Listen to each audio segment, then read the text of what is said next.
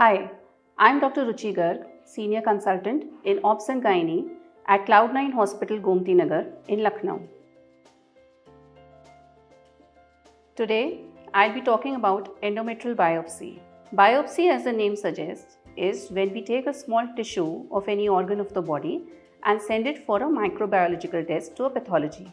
It is normally done when a cancer in any part of the body is suspected. So why endometrial biopsy? Endometrial biopsy is when we are suspecting the patient to be having cancer of the uterus, and endometrium is the innermost lining of the uterus. So when is it that endometrial biopsy would be suggested to a woman? There are usually two conditions for this. One, if the patient is in the reproductive age group and is having her regular menses, if the bleeding during this menses is very heavy or prolonged, and on ultrasound, this endometrial lining is found to be thicker than normal, that patient would be suggested for endometrial biopsy. Second situation would arise if patient is having what we call as postmenopausal bleeding, that is, the patient has attained menopause, has not had menses for a full 1 year, and after that she is having bleeding during menses. These two conditions would make a patient a suspected case of uterine cancer. Let us also understand that what are the risk factors that make a patient susceptible